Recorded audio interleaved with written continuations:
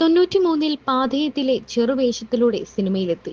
അന്നു മുതൽ ഇന്ന് വരെ മാധ്യമങ്ങൾക്ക് മുന്നിൽ എത്തിയിട്ടില്ലാത്ത നടി. പാഥേയത്തിൽ തുടങ്ങി 2018 വരെ എണ്ണപ്പെട്ട സിനിമകളിൽ അഭിനയ സാന്നിധ്യം അറിയിച്ചിട്ടും മാധ്യമങ്ങൾക്ക് ഇന്നുവരെ റോസ്ലിൻ എന്ന നടി ഒരു ബൈറ്റ് പോലും നൽകിയിട്ടില്ല. സിനിമയുടെ ബഹളങ്ങൾക്ക് നിന്നുകൊടുത്തിട്ടുമില്ല.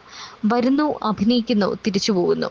അതിനപ്പുറം റോസ്ലിൻ ആരെന്നും എന്തെന്നും അറിയുന്നവർ ഒരുപക്ഷെ ഇൻഡസ്ട്രിയിൽ തന്നെ വിരളമായിരിക്കും.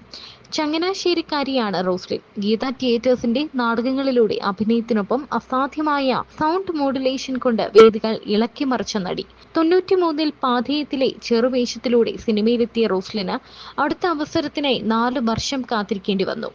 97-ലെ നീ വരുവോളത്തിൽ മകൾ രേഖാമോഹനെ റേപ്പ് ചെയ്യുന്ന സീനിൽ പ്രത്യക്ഷപ്പെട്ടത് റോസ്ലിന്റെ ഭർത്താവ് തന്നെ.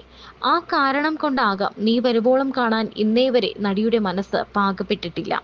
നീ വരുവോളത്തിലെ അമ്മയെ മനോഹരമാക്കിയതിന് സിബി നൽകിയ ഉപഹാരം 98-ലെ പ്രണയവർണ്ണങ്ങളിലെ മഞ്ജു വാര്യരുടെ ചിറ്റ. 99-ൽ ജനനി ലുക്കീമിയ പേഷ്യന്റ് സിസ്റ്റർ വിക്ടോറിയയായി കഥയുടെ കേന്ദ്രസ്ഥാനത്ത് റോസ്ലിൻ വന്നു. അതേ വർഷം തന്നെ അങ്ങനെയൊരു അവധിക്കാലത്തിൽ സംയുക്തയുടെ അമ്മയായി റോസ്ലിൻ മികവ് തെളിയിച്ചു.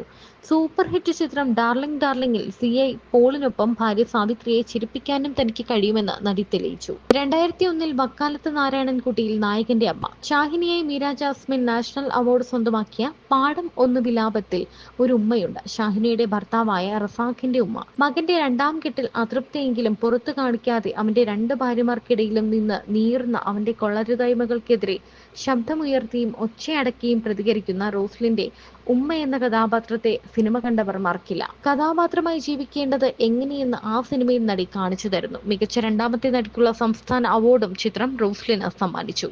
2000-ൽ അടൂരിന്റെ 4 പെണ്ണുങ്ങളിൽ ഗീതുവിന്റെ അമ്മയായി മകളുടെ നിർഗുണനും തീറ്റിഭ്രാന്തനുമായ ഭർത്താവിനെ ഉണ്ണുന്നതും ഒരു ജോലി തന്നെ എന്ന് പറഞ്ഞ് അർത്ഥം വച്ച് നോക്കുന്ന റോസ്ലിന്റെ ഭാവാന്തരങ്ങൾ കാലാതീതം കൾട്ട് തന്നെ.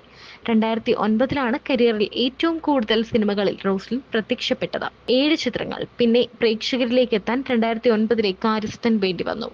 2015-ൽ എന്ന് നിന്റെ മൊയ്തീനിൽ ടോവിനോയുടെ അമ്മവേഷവും റോസ്ലിൻ മികവാർന്നതാക്കി. സിനിമകളിലെ ചെറുവേഷങ്ങൾ റോസ്ലിന് കുറഞ്ഞതോ അതോ കുറച്ചതോ എന്നറിയില്ല.